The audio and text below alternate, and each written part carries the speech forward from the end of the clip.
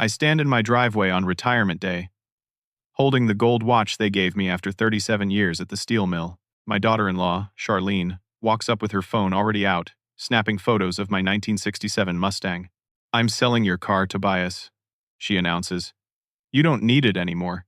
Greg and I could use the money for the kitchen remodel."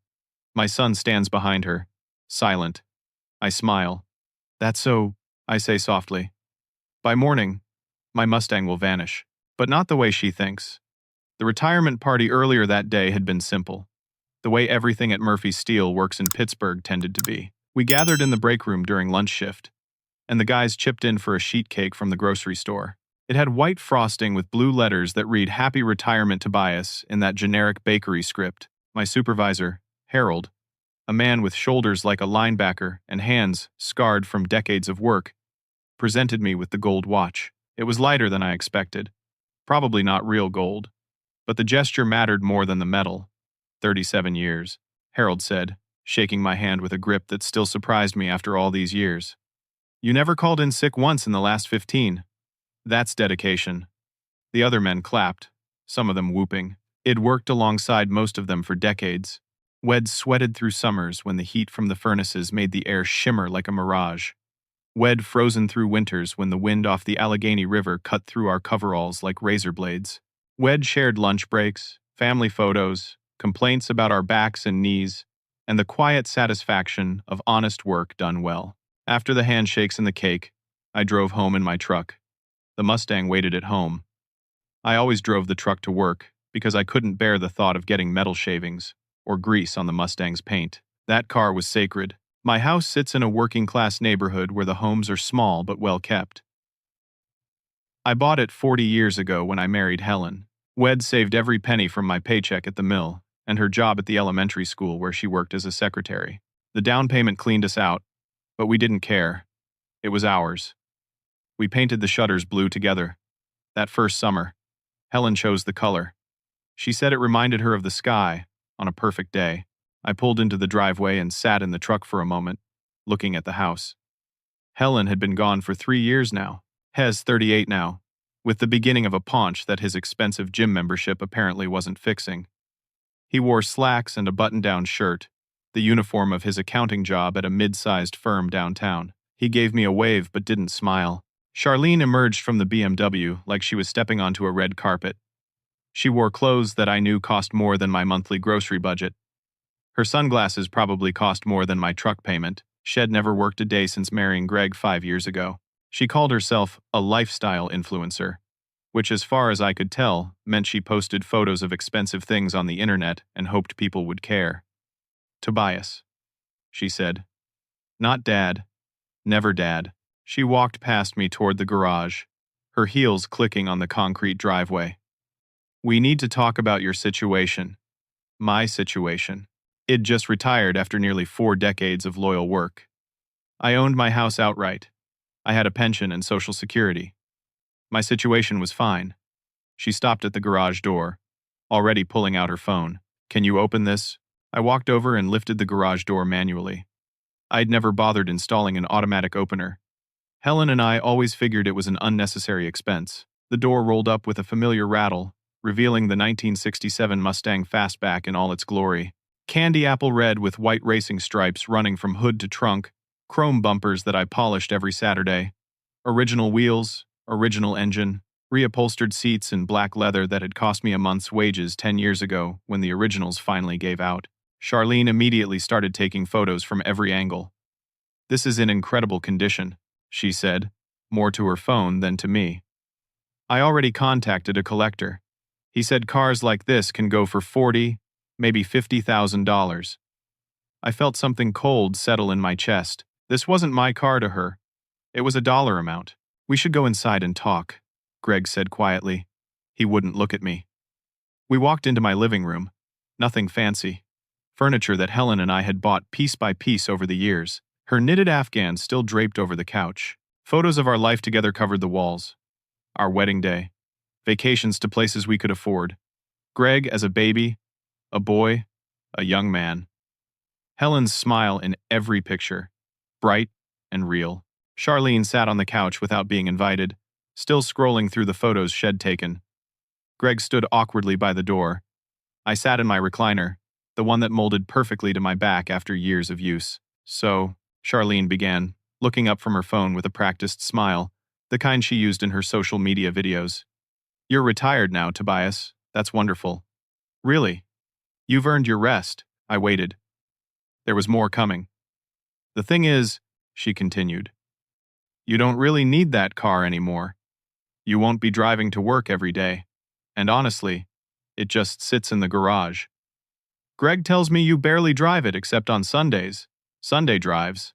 Helen and I had driven every Sunday, weather permitting, through the Pennsylvania countryside, past farms and small towns. Nowhere in particular. We'd pack sandwiches and thermoses of coffee. We'd hold hands while I drove. We'd talk about everything and nothing. After she died, I kept up the tradition alone, because stopping felt like losing her all over again. We need a new kitchen, Charlene said. The cabinets are builder grade, the countertops are laminate.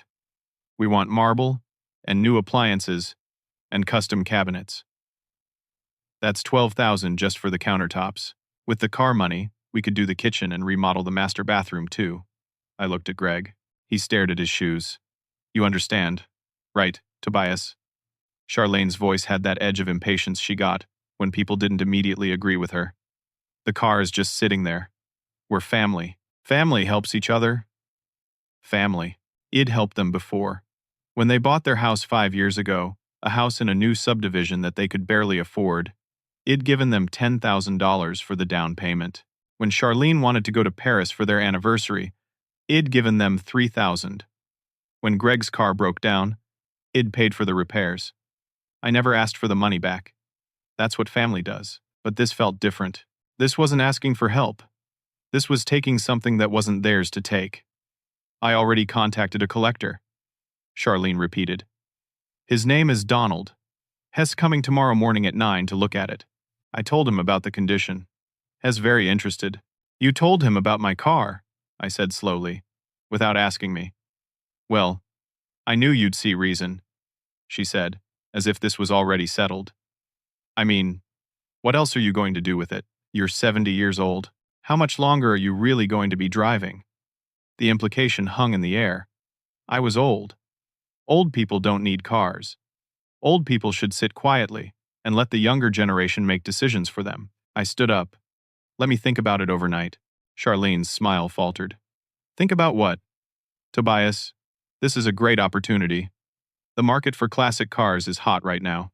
In a few years, who knows what it'll be worth? I said, I'll think about it. Greg finally spoke. Dad, maybe we could just talk about. There's nothing to talk about, I said, my voice firmer than I'd used with him in years. It's my car. I'll think about it overnight. That's my answer. Charlene stood, her face tight with barely concealed anger. Fine. But Donald is coming at 9 whether you've decided or not. This is happening, Tobias. They left. I watched through the front window as they sat in their cars in my driveway for a few minutes, Charlene gesturing angrily. Greg slumped in his seat. Finally, they drove away. I walked to the garage and climbed into the Mustang. The leather seat welcomed me like an old friend. I sat there in the dim light, my hands on the steering wheel, and I could feel Helen beside me. Not literally, but in that way you feel the presence of someone you've loved for decades. I opened the glove compartment looking for nothing in particular, just wanting to touch something in the car. My hand found an old cassette tape, one of Helen's mixtapes Shed made back when we still had a tape player. I turned it over in my hands, her handwriting on the label. Sunday Drive songs. Behind the tape, I found something else, a small leather journal, worn at the edges. Helen's journal. I'd forgotten she kept it in the car. She liked to write during our Sunday drives when we'd park somewhere scenic. I'd walk around or sit on a bench while she wrote. My hands shook as I opened it, her handwriting, small and neat. I flipped to the last entry. Dated 1 week before she died. Tobias, if you're reading this after I'm gone, remember our car represents freedom. Never let anyone take your freedom. I love you always. H. I sat there for a long time, crying quietly in the car where Helen and I had shared so much life. When I finally went inside, I knew what I had to do. It wouldn't be anger. It wouldn't be spite. It would be something Helen would approve of. I pulled out my old phone book, the paper kind that nobody uses anymore, and flipped through the pages until I found a number I'd written years ago. My hand hesitated over the phone. It had been 15 years. Would he even remember me? I dialed. It rang 4 times. A man answered. "Hello, Daniel," I said. "Daniel, right? This is Tobias Grant. I don't know if you remember me." There was a long pause. Then I heard his voice, thick with emotion. "Mr. Grant? Is that really you?" We talked for 2 hours. At 6 o'clock the next morning, I was already awake. 70 years of getting up for the early shift at the mill had trained my body to wake before dawn no matter what. I made coffee in the same pot Helen and I had used for decades, strong and black, and I sat at the kitchen table, watching the light change outside. At 7:30, I heard the rumble of a diesel engine. Through the window, I watched a flatbed tow truck turn onto my street and pull up in front of my house. The driver, a young man with a beard and a baseball cap, climbed out and walked to my door. I met him on the porch. We'd spoken on the phone last night after my call with Daniel. Everything was arranged. "Mr. Grant," he said. "That's me. You ready?" I nodded and led him to the garage. I handed him the keys to the Mustang, keys I'd carried in my pocket every day for 58 years. The keychain was a small silver Mustang horse that Helen had given me on our first anniversary. "You sure about this?" the driver asked, looking at the car with appreciation. "This is a beautiful machine, I'm sure," I said. He loaded the car onto the flatbed with practiced efficiency, securing it with straps and chains. I stood in my driveway and watched as the truck drove away, carrying the Mustang down the street and out of sight. Mrs. Patterson, my neighbor from across the street, stood on her porch in her bathrobe. She waved at me, her face kind. Shed lived there as long as Helen and I had. She understood. I stood in my empty garage. The oil stain on the concrete floor where the Mustang had sat for decades looked darker than the surrounding concrete. 58 years.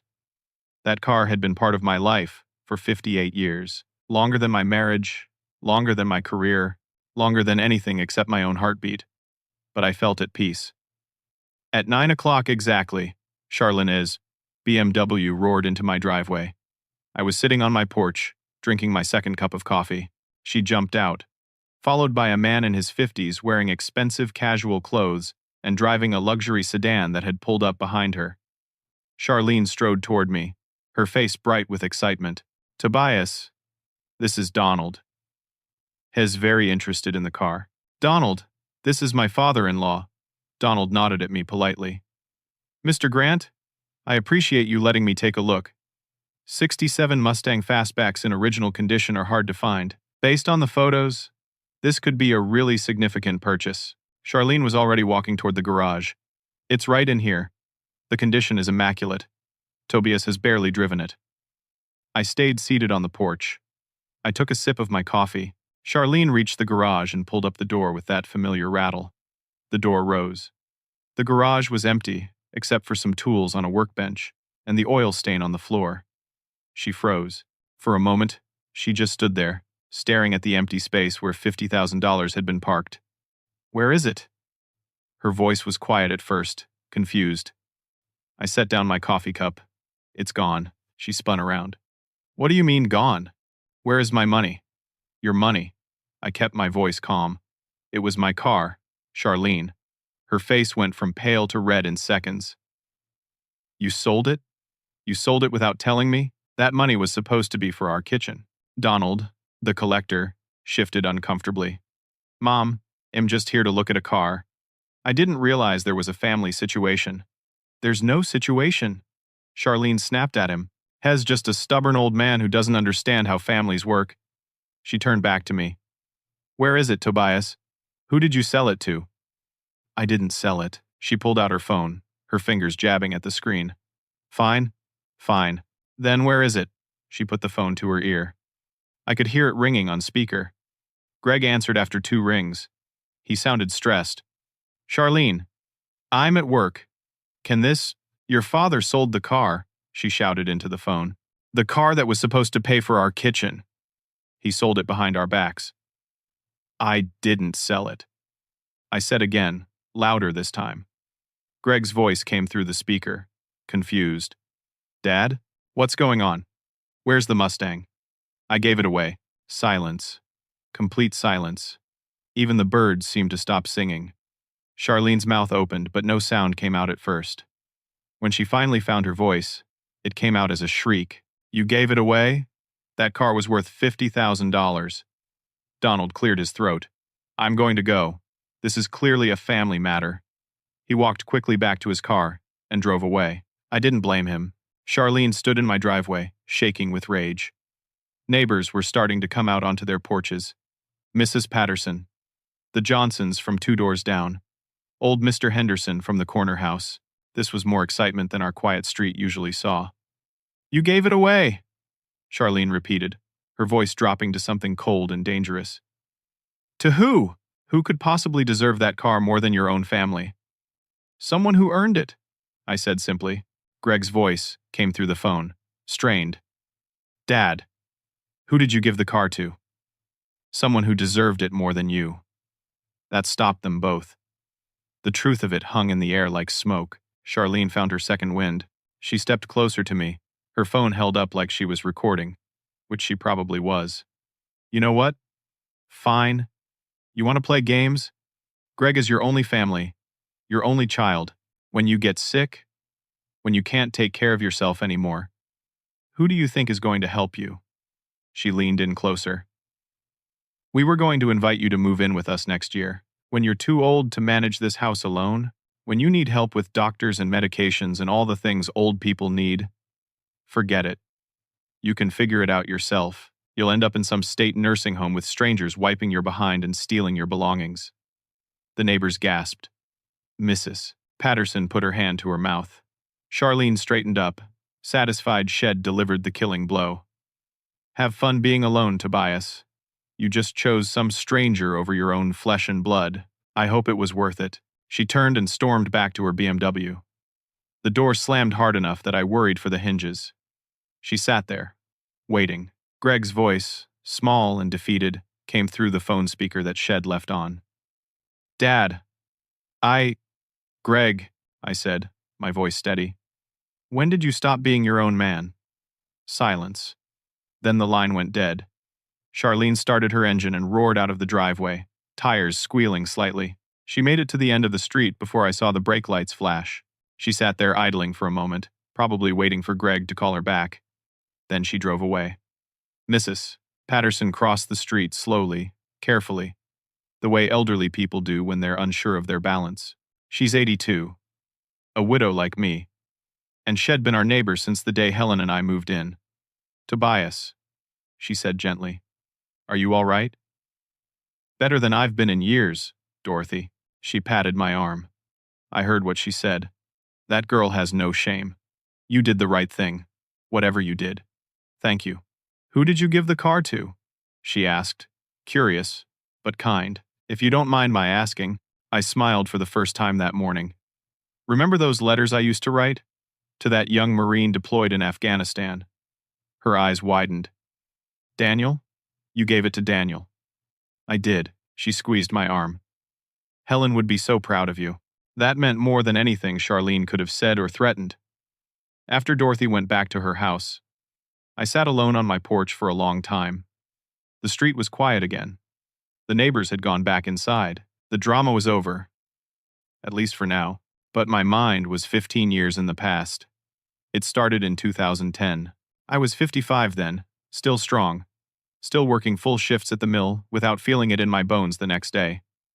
Helen was fighting cancer for the first time, not the cancer that would eventually take her, but an earlier battle, one she'd win for a few more years.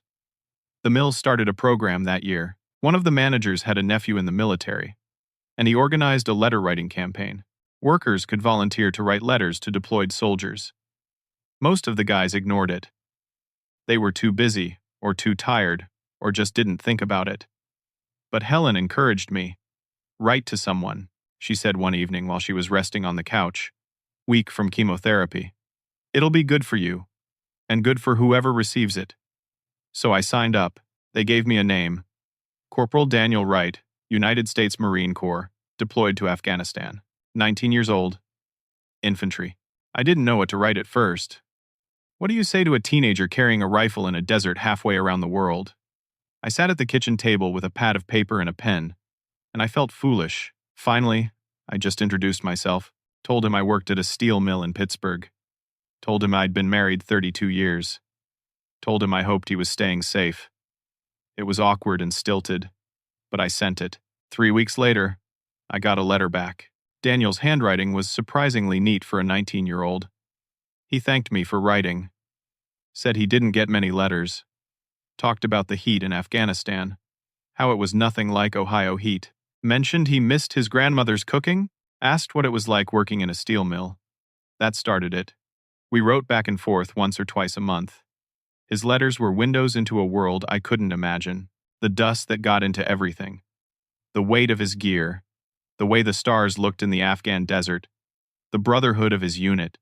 The fear that lived in his stomach every time they went on patrol. My letters were simpler. I told him about work, about Helen's treatments, about Pittsburgh changing over the years. I told him about our Sunday drives in the Mustang. He mentioned in one letter that his grandfather had owned a Mustang, a 1968, before he died. Daniel remembered riding in it as a little boy. Helen started adding notes to my letters. Little encouragements.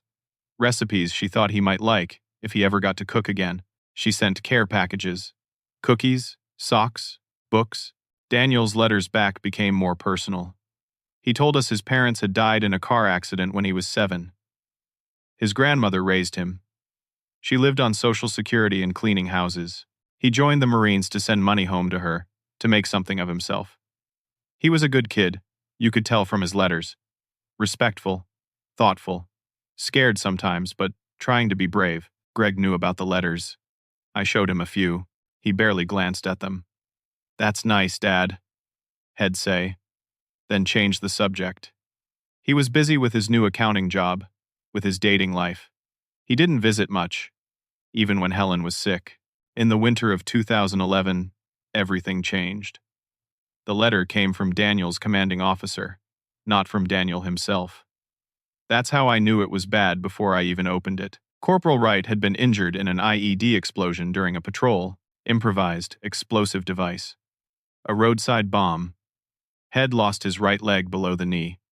Multiple surgeries. Long recovery ahead. Medical discharge from the Marines. 2 of his friends died in that explosion. Daniel survived but lost part of himself. Helen cried when I read her the letter. She was weak by then, the cancer growing stronger despite the treatments. But she insisted we had to do something. "We have to go see him," she said. "Hess at Walter Reed Medical Center." I told her. "That's in Washington, D.C. 5 hours away. Then we drive 5 hours." We went twice. The first time, about a month after the explosion, Daniel was still in a hospital bed. He looked so much younger than 19. His leg was gone from just below the knee. The prosthetic hadn't been fitted yet. His eyes were hollow. We sat with him for hours. Helen held his hand. He cried, told us about the explosion, about his friends, about how he felt useless now, how his dreams of using the military to pay for college were gone, how his grandmother had died while he was deployed and he hadn't been there for her funeral. "I have nobody," he said. "No family. No future. Nothing." Helen squeezed his hand tighter. "You have us. You're not alone, Daniel. Do you hear me? You're not alone." We visited again 2 months later. Daniel was learning to walk with the prosthetic. Physical therapy was brutal. But worse than the physical pain was the emotional devastation. We could see it in his eyes. Had lost more than his leg. Had lost his sense of purpose. After that visit, we kept writing. But Daniel's letters became shorter, more depressed. He was moved to a veterans facility in Ohio. The letters came less frequently, then they stopped. That was 2012. Helen's cancer roared back that spring. Aggressive.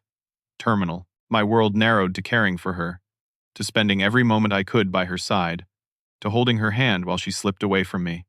I stopped writing to Daniel. I meant to start again. I kept meaning to, but after Helen died, I couldn't. I was drowning in grief, barely keeping my head above water.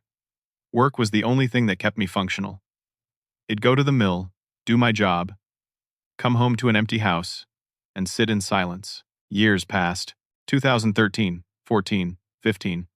I thought about Daniel sometimes, wondered where he was, if he was okay, if Head found his way. But I never reached out. The guilt of that silence grew heavier each year. Greg got married during those years. Met Charlene at some party. They had a quick courtship, a wedding I attended but barely remember. I was still lost in grief. Charlene seemed nice enough at first, polite, attentive to Greg, but I wasn't paying close attention. I was just trying to survive each day. The years at the mill continued. 62, 63, 64. My body started feeling the decades of labor. My back ached. My hands were stiff in the mornings, but I kept working because work was routine, and routine was survival. Last night, after finding Helen's journal, after seeing her words about freedom, Daniel's face came back to me. That 19-year-old kid in a hospital bed, crying about having nothing. I wondered what had become of him, if he was even still alive. I found my old phone book. His number from the veterans facility in Ohio was still there in my handwriting. I stared at it for a long time, 15 years. Would he even remember me? Would he want to hear from me after it abandoned him?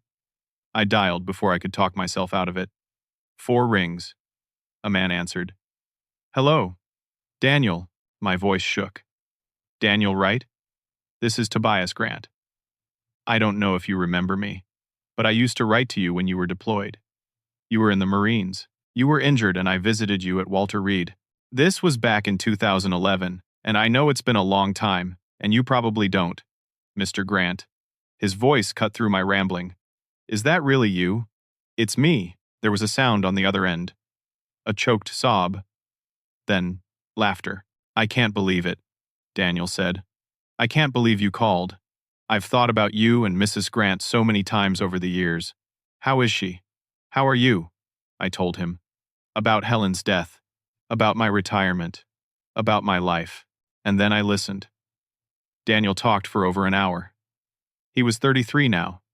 After leaving the veterans facility, had gone through dark years, depression, drinking, anger at the world. He hit bottom hard, but then he found therapy. Real therapy. A counselor who specialized in wounded veterans. It took years, but Daniel clawed his way back.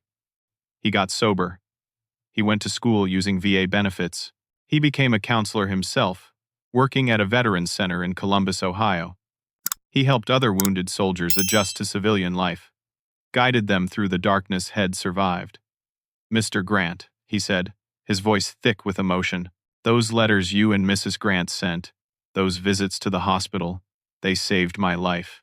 When everything was black, when I wanted to give up, I'd reread those letters. You showed me that someone cared, that I mattered. I was crying. I'm sorry I stopped writing.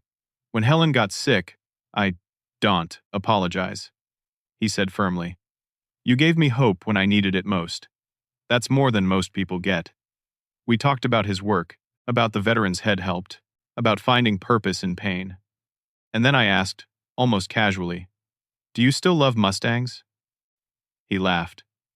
Every time I see one, I think of my grandfather, of riding in his car when I was little, but on a counselor's salary, he trailed off. That's when I made my decision. Not because I was angry at Charlene, not because I wanted revenge, but because it felt right in a way nothing had felt right in 3 years. Daniel, I said, I have something that belongs to you. What do you mean? I told him about the Mustang, about its history, about Helen, about how I was giving it to him. He was silent for so long I thought the connection had dropped. Mr. Grant, he finally said, his voice breaking, I can't accept that. That car is worth tens of thousands of dollars. That's your retirement, your security. My security is knowing that car goes to someone who will appreciate it, someone who earned it. You earned it, Daniel, by serving, by surviving, by turning your pain into purpose. That car was always meant to be yours. We talked for another hour, working out the details. He gave me his address.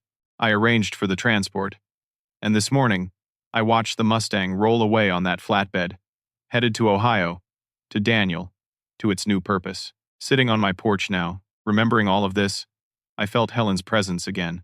Not sad, not mourning, approving. It'd done the right thing. The days after the Mustang disappeared settled into an uncomfortable rhythm. My phone rang constantly. I stopped answering. The voicemails piled up. Charlene's messages started angry. "You're making a huge mistake. Call me back immediately." Then they turned manipulative. "I'm worried about you, Tobias." This kind of impulsive decision-making can be a sign of cognitive decline. "We just want to help." Finally, they became threatening. "You leave me no choice but to explore other options, to ensure you're protected from yourself." Greg's messages were different, quieter, more uncertain. "Dad, please call me.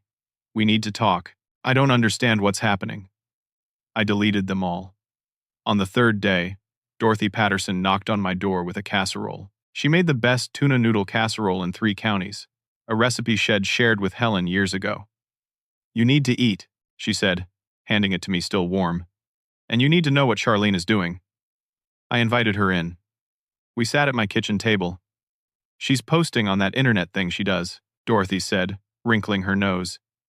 "The social media. I don't understand it. But my granddaughter showed me. Charlene is telling everyone you're not well. She's not using your name, but everyone knows who she's talking about." I wasn't surprised. What's she saying?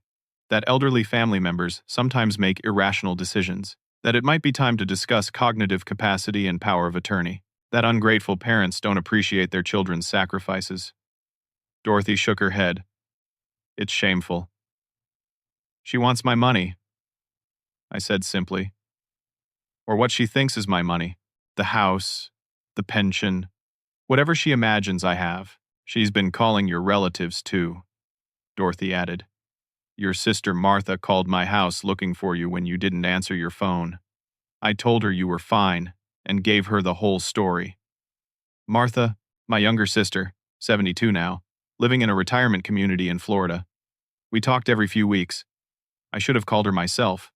"What did Martha say?" Dorothy smiled. She said, and I quote, "That's the most beautiful thing Tobias has done since marrying Helen. Tell him I'm proud of him. And tell him Charlene is a greedy witch," though she used a different word than witch. That sounded like Martha. But Tobias, Dorothy's face grew serious. Martha also said Charlene contacted her about getting a lawyer. Something about elderly exploitation and undue influence. She's threatening legal action. The casserole suddenly felt heavy in my stomach. Can she do that? I don't know, but Martha said to be careful, to document everything, to maybe talk to a lawyer yourself. I nodded slowly. I'd worked hard my entire life, paid my taxes, followed the rules. The idea that my own daughter-in-law might try to declare me incompetent made something hot and angry burn in my chest. 2 days later, the letter arrived. Official letterhead. From a law firm downtown. I sat at my kitchen table and read it twice, making sure I understood. The letter was carefully worded. It didn't accuse me of anything directly. It expressed concern about my recent decision to transfer valuable property without family consultation. It suggested this might indicate diminished capacity and vulnerability to exploitation. It requested information about who received the vehicle and under what circumstances. It strongly recommended I consult with family members before making any additional significant financial decisions. The implication was clear. If I didn't cooperate, they'd pursue guardianship. They'd try to take control of my life. I called Martha that afternoon. "I got your message from Dorothy," I said when she answered. "Tobias, finally. Are you okay?" I told her everything. The whole story. Helen's journal. Daniel's letters. The decision to give away the Mustang. Charlene's reaction. The lawyer's letter. Martha listened without interrupting. When I finished, she was quiet for a moment. "That girl has some nerve," she finally said. "Tobias, you're the sharpest person I know. You just retired from a job that required precision and attention to detail. You maintain your own house. You handle your own finances. There's not a court in the country that would declare you incompetent. She might try anyway. Let her try. I'll fly up there and testify myself. So will every neighbor you have. So will your coworkers. Tobias, you gave a car to a wounded veteran who saved your life emotionally after Helen died. That's not incompetence. That's generosity and wisdom. Her words helped, but I still felt unsettled. The next afternoon, Greg showed up at my door. Alone. No, Charlene. He looked terrible. Exhausted.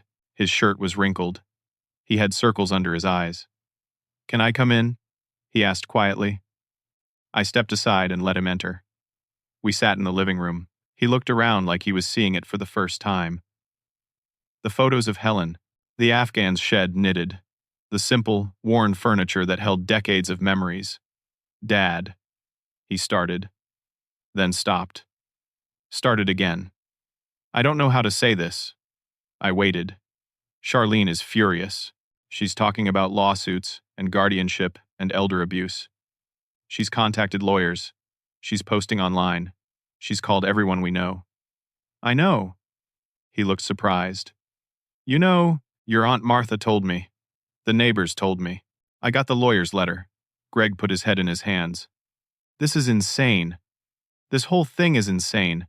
Is it? I asked. Seems pretty simple to me. I gave my car to someone I chose to give it to. It was mine to give. But the money, Dad. That car was worth so much money. There it was again. The money. Greg, when's the last time you did something because it was right instead of because it was profitable? He looked up at me, hurt and confused.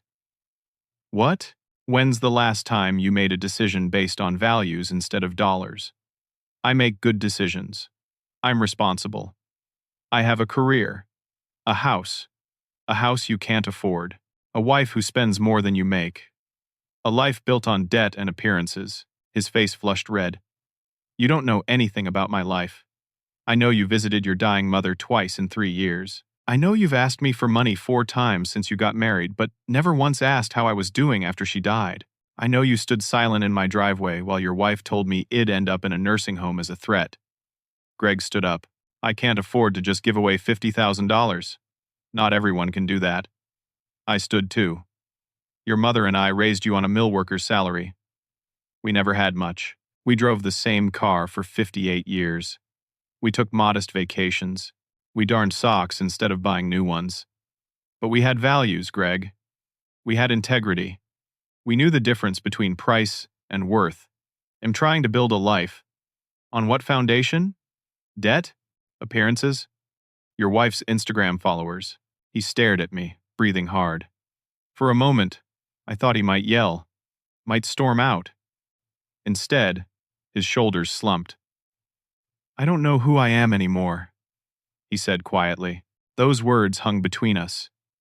Then maybe it's time to figure that out, I said, my voice gentler. He left without another word. I watched him drive away and wondered if I'd lost my son completely. That evening, Dorothy came over with news. Several neighbors had written statements affirming my mental competence. Harold from the mill had called and offered to testify if needed. 200 guys from the mill, Dorothy said, had heard about it and were ready to vouch for me. You're not alone in this, she said, patting my hand. But I felt alone. Greg was lost. Charlene was an enemy. Helen was gone. I had my neighbors and former co-workers, and I was grateful for them. But my family, the family I'd built with Helen, felt shattered. That night, I sat in my empty garage. The oil stain where the Mustang had lived for decades seemed darker than ever. I thought about Daniel receiving the car.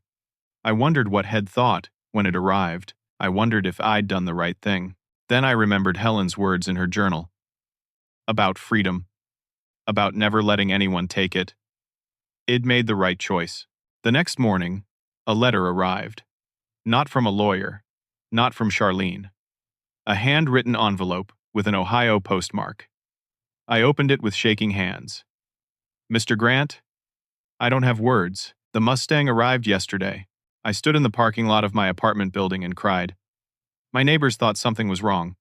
But these were happy tears, the first in years. You didn't just give me a car. You gave me back a piece of my grandfather. a piece of hope, a piece of dignity. I'm driving to Pittsburgh next weekend. I need to thank you in person. And sir, I need to tell you something important about why this gift means even more than you know. With deepest gratitude, Daniel. I read the letter 3 times. Each time, the weight on my chest got lighter. Whatever Charlene tried to do, whatever legal threats she made, I had done something good, something right, something Helen would have approved of. That was worth more than $50,000. It was worth everything. Saturday morning arrived with unseasonably warm weather for November. I woke early as always, made coffee, and cleaned my house. I pulled out the last package of cookies Helen had made before she got too sick to bake. I'd kept them frozen for 3 years, unable to throw them away. Today felt like the right time. At 10 o'clock, I heard it. That deep rumble, the distinctive sound of a 1967 Mustang engine. I stepped onto my porch, and there it was, pulling into my driveway. My Mustang. But not mine anymore. Daniel's. The candy apple red paint gleamed in the sunlight. Daniel had washed and waxed it. It looked better than it had in years. The engine shut off, and Daniel climbed out. He was taller than I remembered from the hospital visits, filled out from that skeletal young man who'd been broken by war. He walked with a slight limp, the prosthetic leg visible below his shorts. His hair was short, graying at the temples despite being only 33. But his smile was genuine, reaching his eyes. We met in the middle of the driveway and embraced, 2 men who'd saved each other in different ways. I felt tears on my cheeks and didn't care. "Mr. Grant," he said, his voice thick. "Tobias. I can't believe him here. I can't believe this car is mine." "Believe it," I said, stepping back to look at him. "You look good, Daniel, really good." We sat on my porch steps, both of us unable to stop looking at the Mustang. Dorothy Patterson watched from her window across the street, smiling. Other neighbors found reasons to be outside, wanting to see the reunion. Daniel ran his hand along the car's hood. "It's exactly like my grandfather's. Exactly. The color, the stripes, everything. It's like having him back for a moment." We talked for an hour. He told me about his life in detail. The Veterans Center where he worked. The soldier's head helped. A young man who'd lost both legs and wanted to die until Daniel showed him there was life after loss. A woman struggling with PTSD who Daniel had guided through therapy. An older veteran dealing with nightmares from Vietnam who finally found peace. "Every person I help," Daniel said. "I think about you and Mrs. Grant. About those letters when I was at my lowest. You showed me what it means to care about someone you've never met. To give without expecting anything back." He pulled out his phone and showed me photos. Daniel with groups of veterans, all of them smiling. Daniel at charity events. Daniel speaking at high schools about service and sacrifice. "You've built a good life," I said. "I'm trying." He paused. "And now this car. Mr. Grant, Tobias, you've given me something I never thought I'd have again. A connection to my grandfather, to happy memories from before everything fell apart. That's what the car was for me," I said. "A connection to Helen, to our life together. She'd be proud of you for this." "I hope so." Daniel's expression changed. He grew more serious. "There's something I need to tell you. Something that makes this gift even more significant than you realize." He pulled up a photo on his phone and handed it to me. A young woman in her early 20s with dark hair and kind eyes, holding a baby who couldn't have been more than 6 months old. "This is my daughter, Emma," Daniel said quietly. "And my grandson, Tyler." I stared at the photo. "Daughter? You never mentioned." I didn't know how to. Daniel's voice was heavy with old pain. "After my injury, I had a brief relationship. Her name was Rachel. I was a mess back then. Drinking, angry, pushing everyone away. When Rachel told me she was pregnant, I panicked. I was barely holding myself together. I said terrible things. She left, moved back to her hometown in Ohio. I didn't blame her." He took the phone back and looked at the photo. "Emma grew up without me. Rachel told her I was a deadbeat who abandoned them. And she was right. I did abandon them. I was too broken to be a father. What changed? Therapy. Years of it. Getting sober. finding purpose in helping other veterans. About 3 years ago, I realized I'd fixed everyone's life but my own. I had to try to make things right with Rachel and Emma. He showed me more photos. I found them last year. Rachel had moved to Columbus with Emma. I reached out. Rachel was skeptical, but she let me meet Emma. It was the hardest thing I've ever done. Harder than Afghanistan. Harder than losing my leg. How did it go? Terrible at first. Emma hated me. She was cold, angry, hurt. She'd grown up believing I didn't want her. Why should she trust me now? Daniel's voice cracked. But I kept showing up. Every week, I brought groceries, I helped with bills. I babysat Tyler while Emma went to nursing school. I never made excuses. I just showed her through actions that I'd changed. And 2 months ago, Emma asked me why. Why was I doing this now? Why did I care? Daniel smiled through tears. I told her about you. About your letters when I was deployed. About how you and Mrs. Grant showed me what family means. About how you never gave up on me even when I gave up on myself. He wiped his eyes. I told her that you taught me something my own parents couldn't because they died when I was young. You taught me that love is showing up. It's being there, even when it's hard. It's giving without keeping score. I felt my own throat tighten. Last month, Daniel continued, Emma let me take Tyler for a whole day. We went to the park. I pushed him on the swings. He called me Papa for the first time. Emma cried when I brought him home. She's starting to trust you. She's starting to let me be her father and Tyler's grandfather. Daniel looked at me with absolute sincerity. Tobias, this car means I can drive Emma to her nursing classes 3 times a week. I can take Tyler to doctor appointments. I can be the father and grandfather I never had. Because you showed me how. I couldn't speak. The magnitude of what the Mustang represented, what it would enable, overwhelmed me. Before I could respond, a white BMW screeched into my driveway. Charlene jumped out, her phone already in her hand, recording. There it is! I knew it! There's the car! She marched toward Daniel, her expensive heels clicking on the concrete. You must be the person who conned my father-in-law out of $50,000. Daniel stood, calm despite her aggression. Mom, nobody conned anyone. Greg's car pulled up behind Charlene's. He got out slowly, looking miserable. Charlene pointed at Daniel. That car belongs to this family. It should have been sold to pay for our needs, our kitchen renovation, our future. She noticed Daniel's prosthetic leg, visible in his shorts. Her face twisted into something ugly. What, did you play up some sob story? Wounded veteran needs help? You manipulated a confused old man. The neighborhood went completely silent. Even the birds stopped singing. Greg stepped forward. Charlene, stop. Just stop. No! This is theft. Emotional manipulation. Daniel's voice remained steady and dignified. Mom, I served my country in Afghanistan. I lost my leg protecting people's freedom, including yours. Mr. Grant chose to honor me with this gift. It's legal, documented, and complete. It's also none of your business. Charlene's face went red. You think you're special because you were in the military? Because you got hurt? That doesn't give you the right to. Charlene. Greg's shout surprised everyone, including himself. Stop it! Right now! She whirled on him.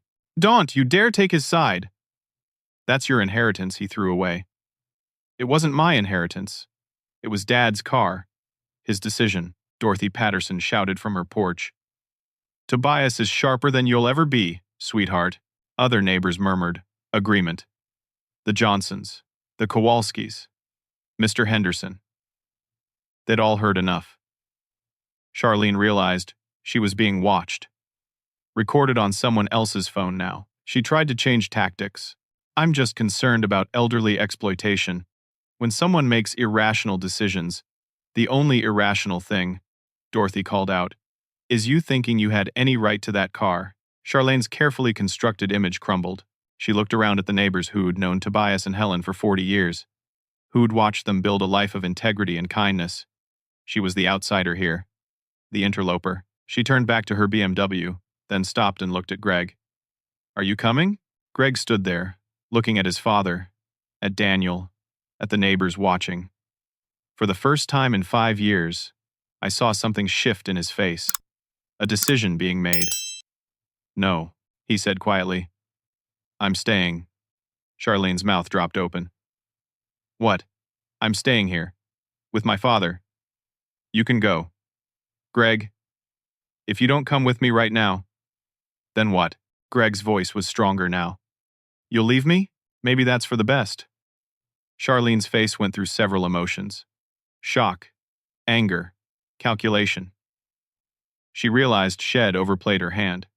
She got in her BMW and slammed the door. The engine roared to life. She backed out of the driveway too fast, nearly hitting the mailbox, and sped down the street.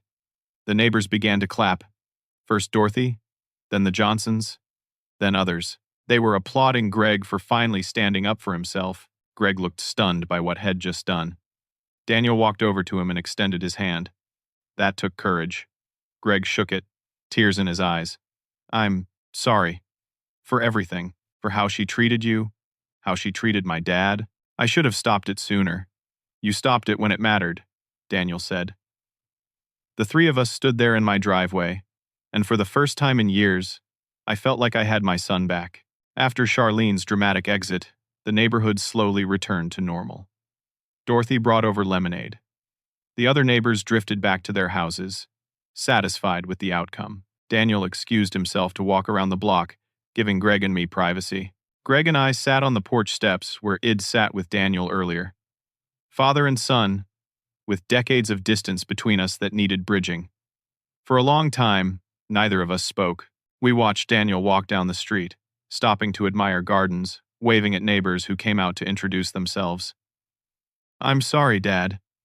Greg's voice was barely above a whisper. "I'm so sorry." For what specifically? I needed him to name it. For everything. For not being there after Mom died. For bringing Charlene into your life. For standing silent while she disrespected you. For caring more about money than about you. He put his head in his hands. For visiting Mom twice in 3 years when she was dying. God, Dad, what kind of son does that? A lost one, I said gently. Greg looked up at me, tears streaming down his face. I don't know what happened to me. When did I become this person? This weak, spineless person who lets his wife walk all over him and everyone else. Tell me about your marriage. He laughed bitterly. What marriage? We have an arrangement. I work 60 hours a week to pay for a house we can't afford and a lifestyle that's built on credit cards. Charlene spends the money and posts about it online. I'm drowning in debt she doesn't even know about, or maybe she does and doesn't care. Why do you stay? I made a commitment.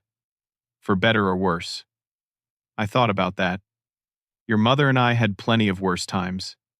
Years when money was so tight, we ate beans and rice for weeks. When the mill was slow and I wasn't sure it'd have a job. When her cancer came back and we spent our savings on treatments. But we had respect, Greg. Partnership. Love.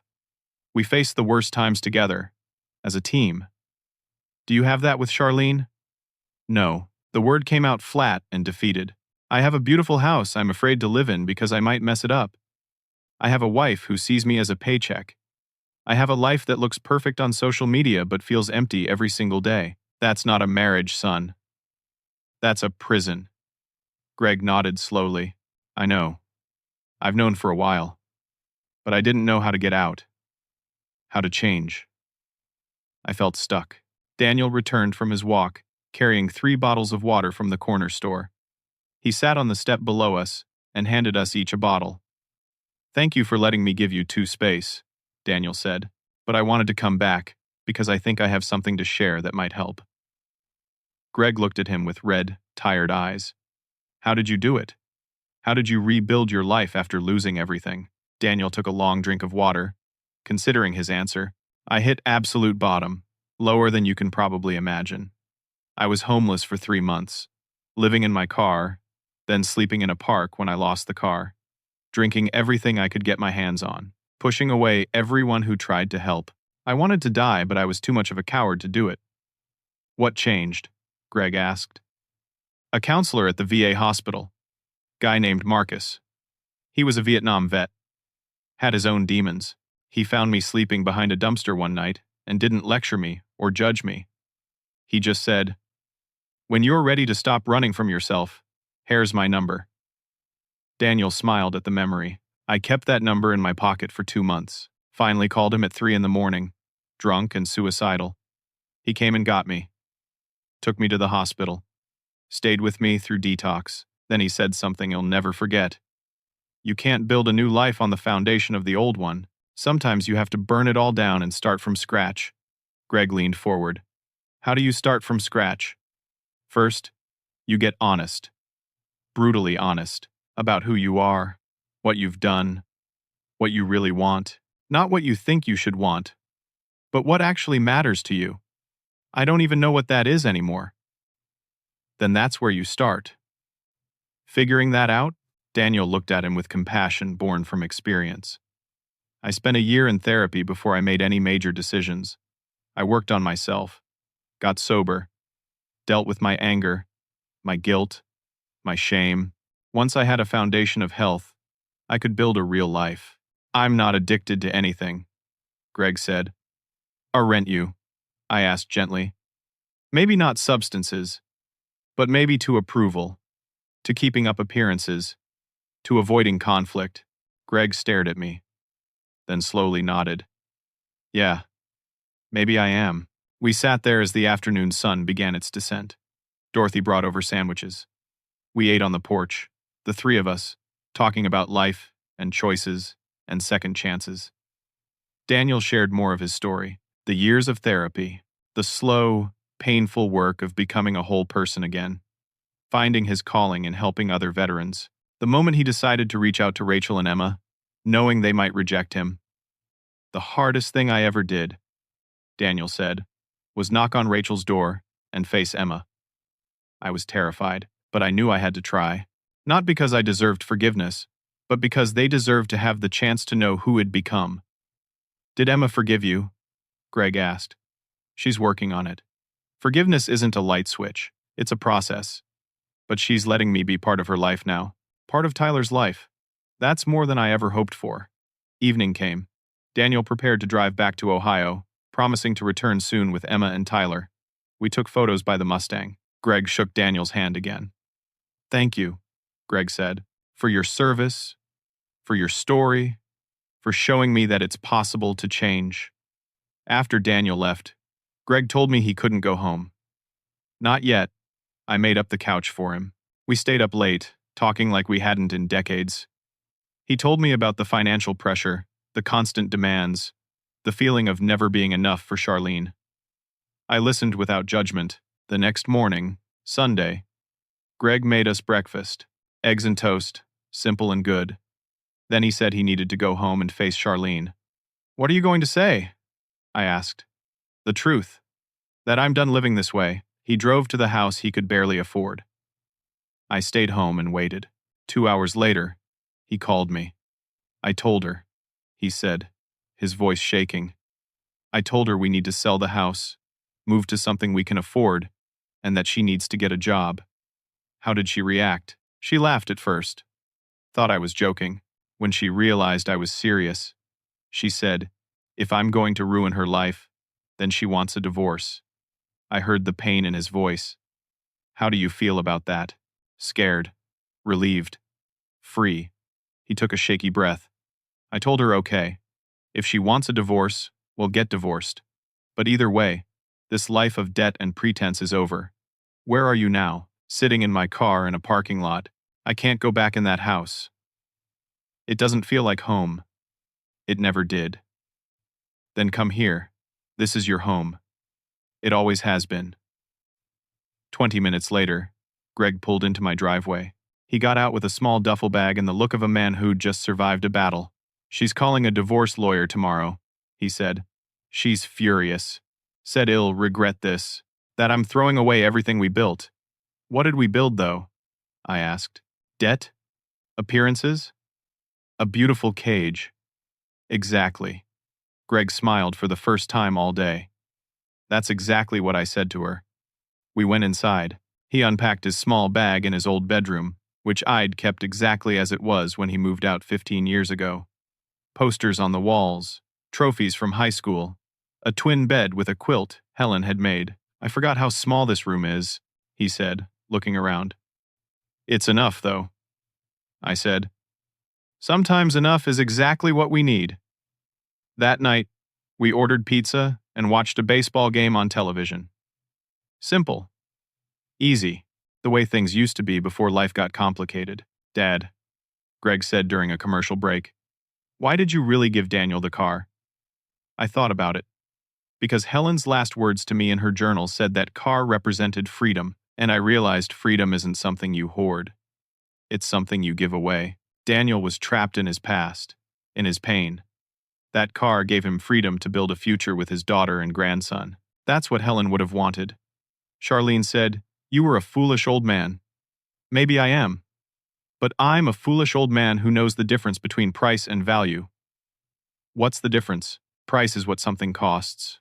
Value is what it's worth. That car's price was $50,000, but its value to Daniel, to Emma, to baby Tyler, to all the veterans Daniel will drive to the center in that car, that's immeasurable. Greg was quiet for a moment. I want to learn to think like that, to value people over possessions, purpose over profit. Then you're already on your way.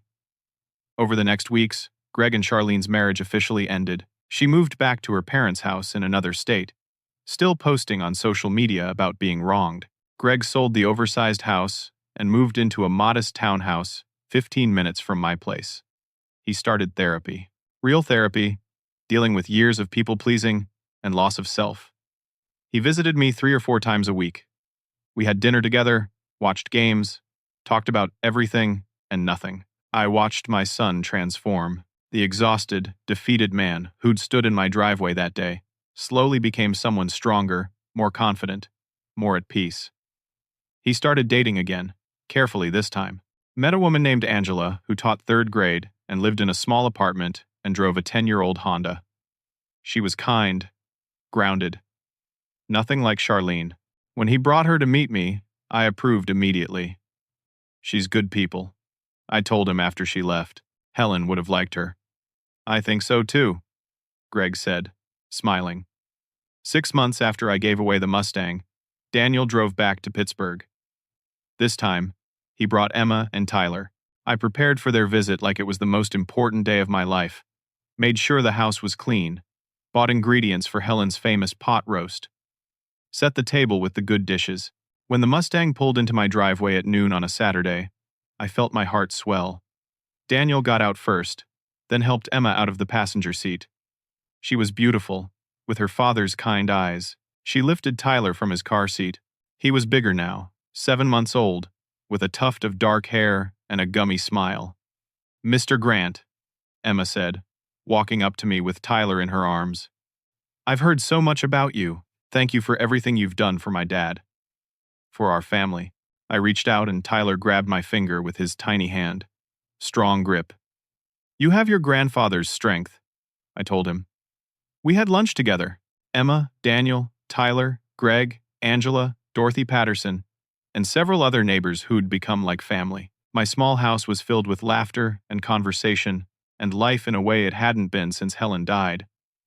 Emma told me about nursing school, about how Daniel drove her to class 3 times a week in the Mustang, about how he babysat Tyler while she studied, about how Head shown up consistently, proving through actions that Head changed. "He talks about you all the time," Emma said, "about your letters when he was deployed, about how you and your wife gave him hope when he had nothing. You saved his life, Mr. Grant." "He saved mine too," I said. After Helen died, I was just existing, not living. All of this is living.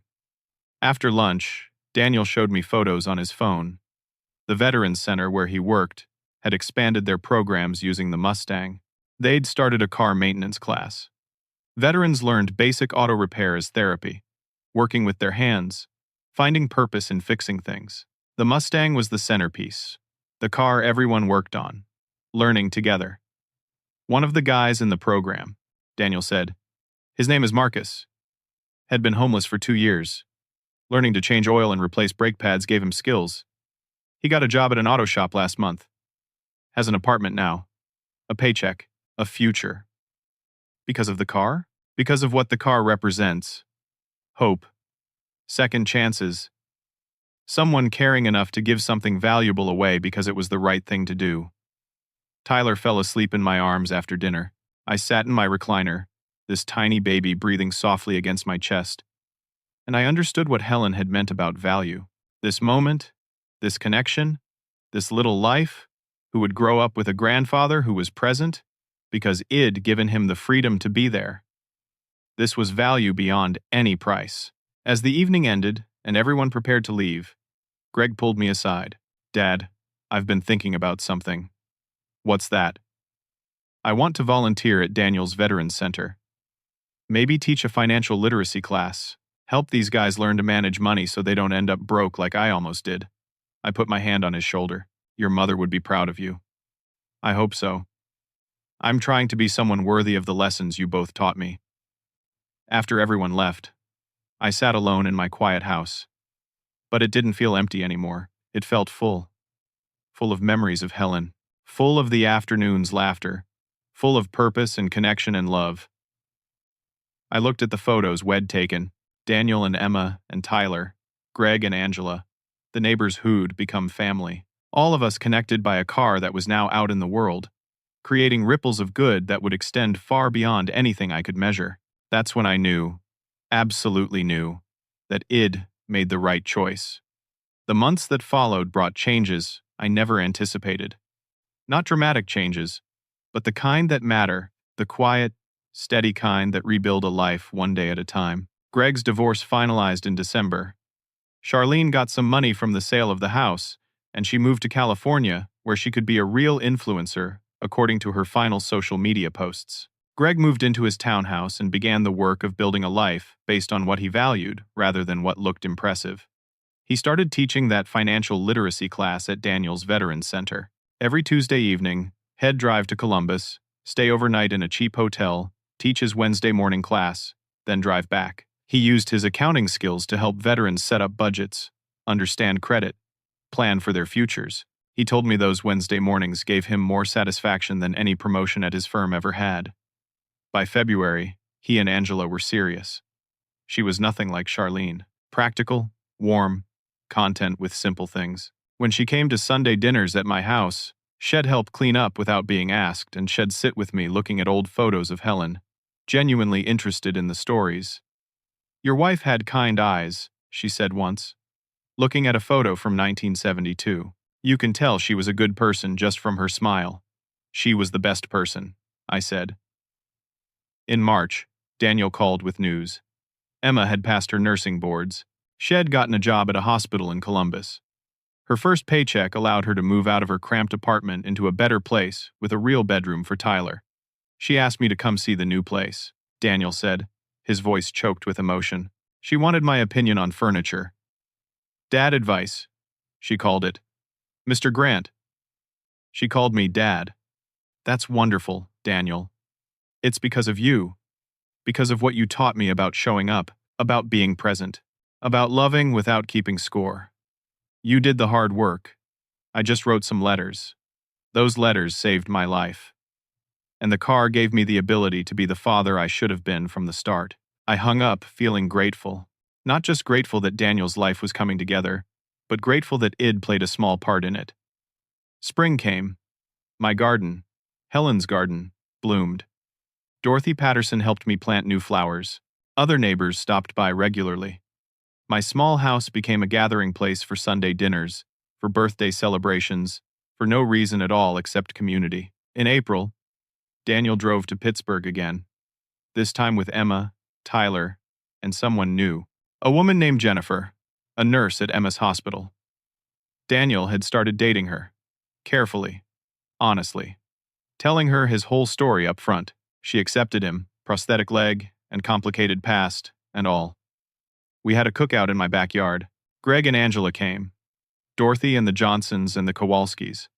Tyler, now 11 months old, took his first steps across my lawn while we all cheered.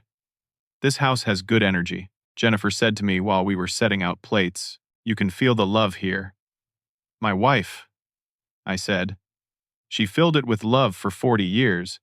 I'm just maintaining what she built. You're doing more than maintaining. You're multiplying it. That struck me. Multiplying love. That's what the Mustang had done. Helen's and my love for that car, for what it represented, had multiplied into Daniel's new life, into Emma and Tyler's security, into the veterans who learned car maintenance and found purpose, into Greg's transformation and his new relationship. One gift, given freely, had created ripples that touched dozens of lives. In May, I got a letter from Martha. She was flying up from Florida in June for a visit. I need to meet this Daniel who changed everything, she wrote, and I need to hug my big brother for being the man Mom and Dad raised you to be. June arrived with perfect weather. Martha's visit coincided with a special event Daniel had organized. The Veterans Center was having an open house to showcase their expanded programs, including the auto maintenance class. Daniel asked if I'd be willing to attend as a guest of honor. Guest of honor seems excessive, I said. Mr. Grant, without your gift, none of this exists. Please come. So I drove to Columbus with Greg and Angela. Martha flew in and rode with us. The four of us walked into the Veterans Center together. It was bigger than I'd imagined. Clean, well-lit, welcoming. Veterans of all ages moved through the space.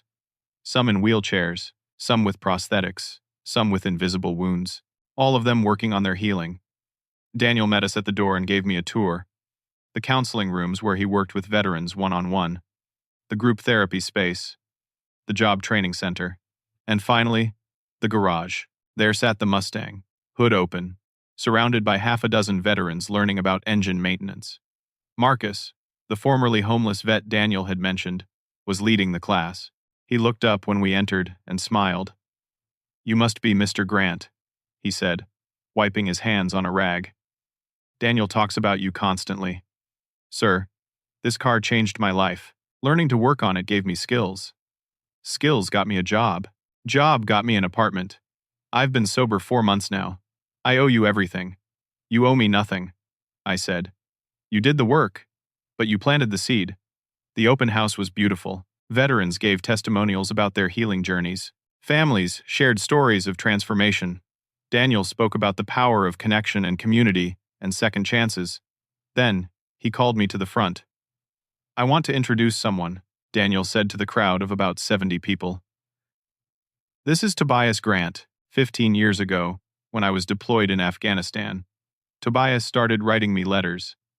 He and his late wife, Helen, became my lifeline when I was at my lowest. When I was injured and lost my leg, they visited me in the hospital. They showed me what family means. He paused, emotional. This past November, Tobias gave me an incredible gift, his 1967 Mustang, a car he'd owned for 58 years, a car that represented his marriage, his life with Helen.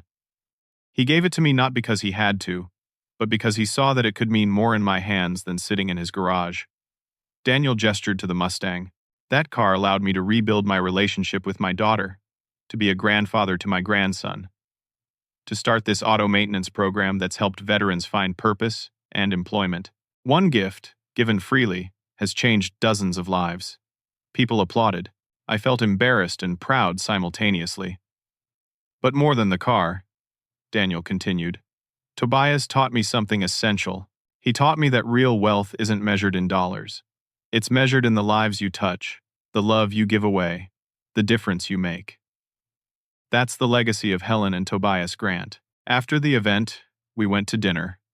A long table at a local restaurant, Daniel and Jennifer, Emma and Tyler, Greg and Angela, Martha, Dorothy Patterson, had flown out to join us, the Johnsons, Marcus, from the Veterans Center, a dozen people connected by one decision, one gift, one car.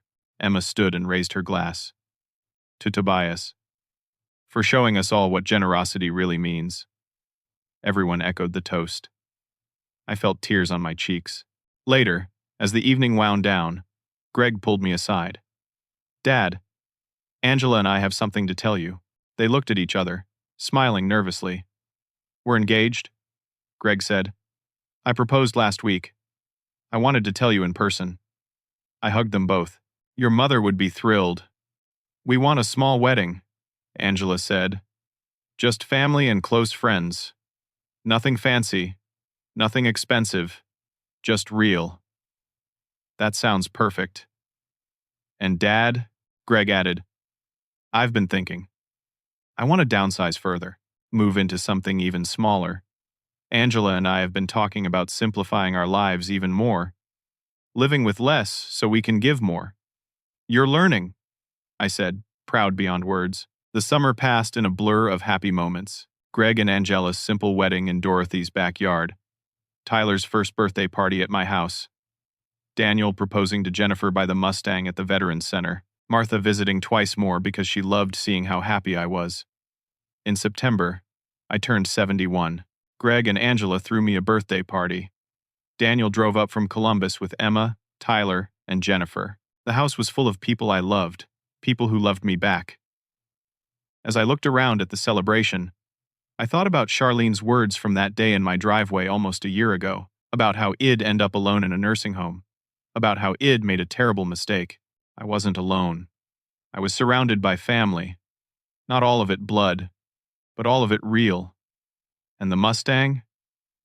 It was out there on the road, still creating ripples, still connecting people, still spreading the love Helen and I had poured into it for 58 years. That evening, after everyone had left, and I sat on my porch in the gathering darkness, I thought about what I'd learned. I'd spent 71 years on this earth, 37 of them working hard at the steel mill, 40 of them married to the love of my life, 3 of them learning to live without her. And I'd learned something essential. The things we cling to most desperately are often the things we need to let go. That car could have sat in my garage, appreciating in value, a monument to my past. Instead, it was on the road, creating futures. Helen used to say, "Love multiplies when you give it away." She was right. She was right about everything. My daughter-in-law thought she could take something from me. She didn't understand that you can't take what's freely given. And when you give from love instead of obligation, everyone wins. I'm retired now. I don't have a fancy house or new cars or impressive bank accounts, but I have Tyler's laugh. I have Emma's gratitude. I have Daniel's friendship. I have my son back. I have neighbors who are family. I have purpose. The best revenge isn't revenge at all. It's living so well, so fully, so meaningfully, that the people who tried to diminish you become irrelevant. Charlene is a fading memory now. A cautionary tale about what happens when you value possessions over people. I learned something the day I gave away my car. Something worth more than $50,000. Sometimes the most valuable thing you own is the thing you give away. Because in the giving, you don't lose. You multiply. You create ripples that extend far beyond anything you can measure or control. You plant seeds that grow into forests. Helen knew that. She lived it every day. And in giving away the car that represented our love, I honored her memory more than keeping it ever could have. That's the lesson. That's what I want people to understand. Value isn't in the holding. It's in the letting go. It's in the giving. It's in the trust that love, real love, multiplies when you release it into the world. I'm 71 years old. I've lived a good life. Worked hard. Loved deeply. Lost greatly. But in the losing and the giving, I found something unexpected. I found that life's greatest treasures aren't things. They're connections, relationships, the smile on a baby's face, the pride in a son's transformation, the gratitude in a wounded veteran's eyes. That's wealth. Real wealth. The kind you can't put in a bank or show off to neighbors or post on social media. The kind that fills your house with laughter and your heart with peace. Helen, wherever you are, I hope you're proud. I think you are. I think you knew, when you wrote in that journal about freedom, what it'd do. You always knew me better than I knew myself. The Mustang is out there. Still running strong. Still bringing people together. And I'm here, in the house we built, surrounded by love we created and multiplied. That's enough. More than enough. It's everything. Now let me ask you something. Have you ever held on to something so tightly, so desperately, That you forgot why it mattered in the first place? Have you ever valued the price of something over its true worth? Think about it. What in your life might mean more in someone else's hands than sitting unused in yours? I'd love to hear your thoughts. Leave a comment below. Tell me about a time you gave something away and found it meant more than keeping it ever could. Or tell me about something you're holding on to that might need letting go. If this story moved you, if it made you think about what really matters, please hit that like button. Subscribe to hear more stories about real life, real people, and the lessons we learn along the way. And share this story with someone who needs to hear it. Someone who's holding on too tight. Someone who's forgotten that love multiplies when we give it away. Thank you for listening to my story. Thank you for being here. May you find the courage to give freely, love deeply, and value what truly matters. Be well, my friends. And remember, the best things in life aren't things at all.